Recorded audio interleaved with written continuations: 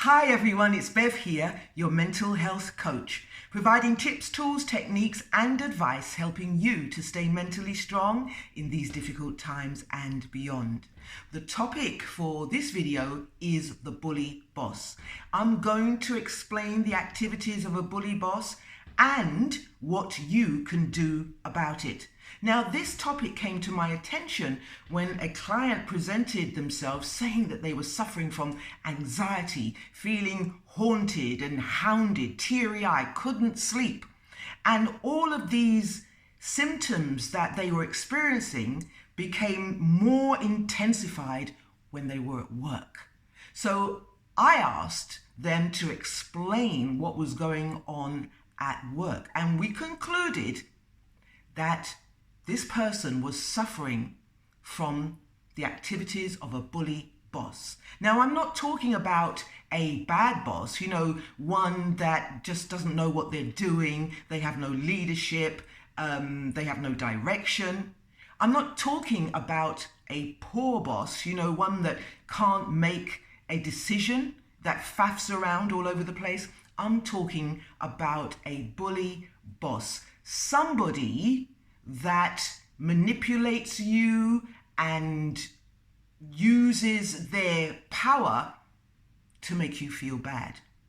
Now, the bully boss is closely associated, in fact, their close relatives are the sociopath and the psychopath.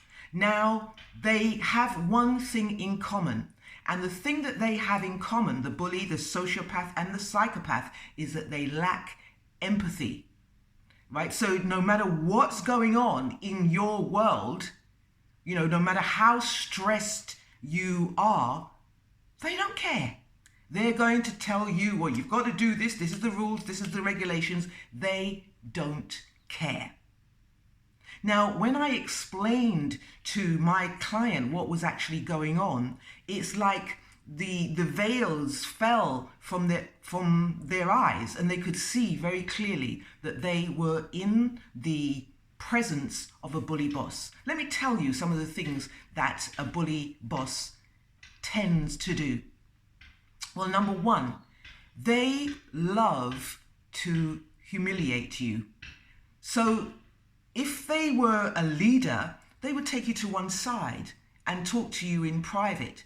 But the bully boss wants to tell everybody about your shortcomings. So they will humiliate you among colleagues and indeed in front of customers, which kind of really destabilizes you totally, because there you are talking to customers and trying to assert some authority, telling them what to do or how to do it and to help.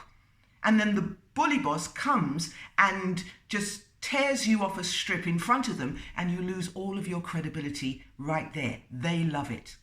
Number two, they disrespect your time. So no matter what your contract says, 9 to 5, 9 to 6, whatever, they will squeeze time out of you. They will come to you with inappropriate demands 5 minutes before you have to leave. They don't care whether you've had a lunch hour or lunch break. They don't care if you've been sending emails all through the night. They disrespect your time.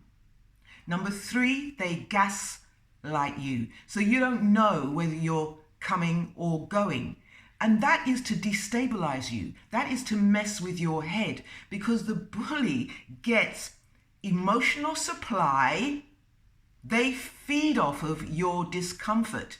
So you may have had a bully boss, or you may have a bully boss, whereby they are so charming at the beginning, at the honeymoon stage. They tell you that you're great, they're lucky to have you in the team. They talk about promotion and all the things that you're going to be able to do in their presence, and then suddenly it all disappears. Suddenly you can't do anything right. Suddenly they nitpick, they chip at everything, and this destabilizes you. And then after they've started to gaslight you, destabilize you, they just want to kick you out. They because that leads to the next one, which is number 4. They scapegoat you. So anything that goes wrong in the team, in their lives, you're going to be the reason why. Now, why they scapegoat you is because they are setting an example to the rest of the team. Don't mess with me, otherwise you will get picked on as well. They intimidate you. They just make you feel insecure. That goes with the gaslighting, and that's the reason. They intimidate you, they de-skill you, they set up a process whereby you don't have confidence to do anything because you know that it's going to be wrong. And the key, or the number 1 intimidation, is that if you so much as step out of line, you are in danger of losing your job. You're out on your ear. And number 6 is that they micromanage you. So there you are,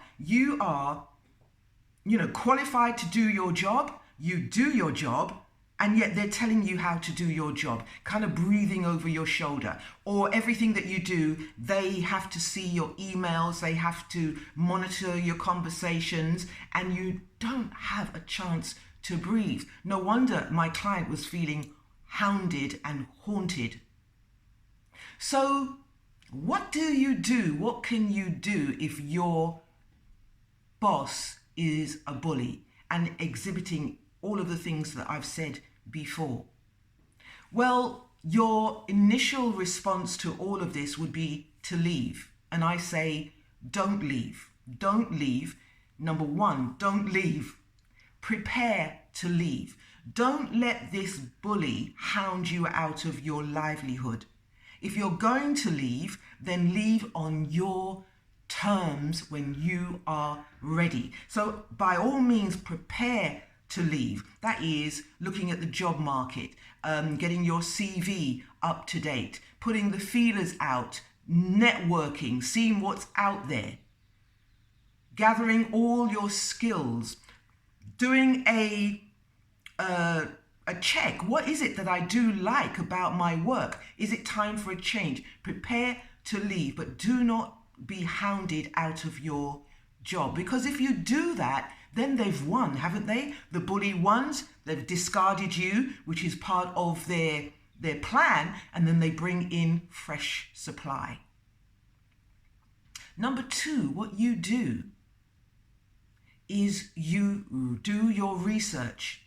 If your boss is a bully, if your boss is a sociopath, if your boss is a narcissist, if your boss is a psychopath, then do your homework. Become aware of everything that there is to know about these personality disorders, so that nothing takes you by surprise. You need to know that they have no empathy, that they are charming, that they are glib, that they have no feelings, that they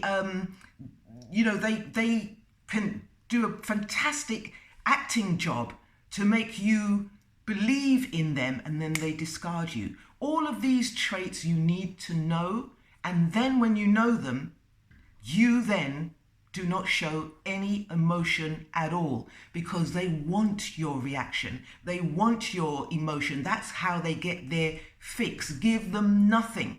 Give them absolutely nothing. So number 2 is do your research. Find out about these personality disorders and then shut the door. Don't disclose anything. If you disclose something about your family, they will use your family against you. If you have a sick relative or a distant relative, or you've got child support issues, whatever it might be, do not tell them.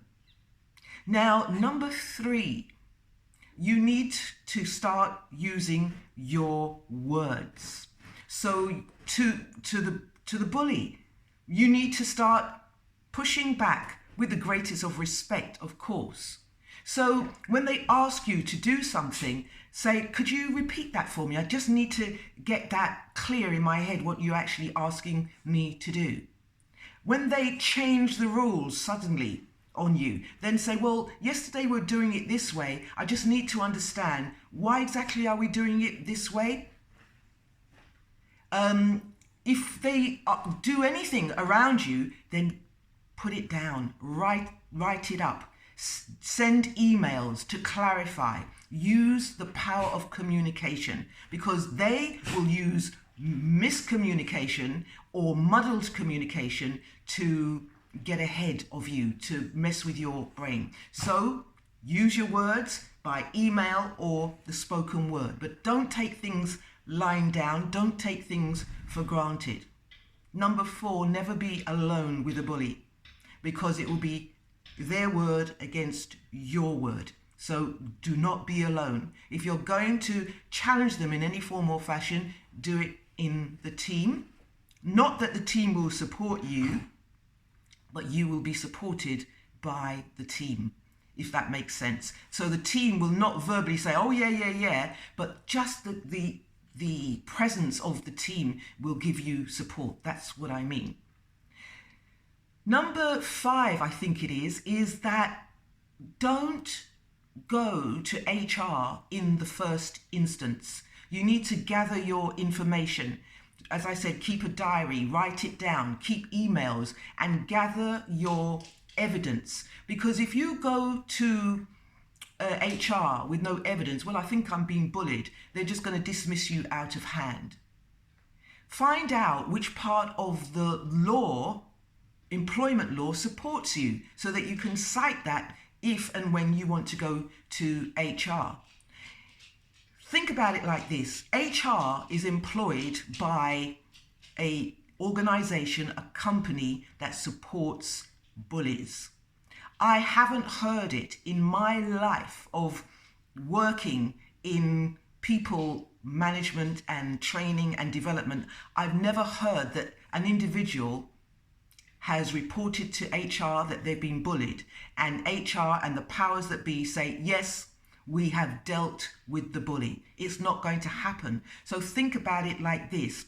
If a organization supports a bully, then they have those tendencies themselves, and they are continuing to employ that bully because the bully is doing their dirty work.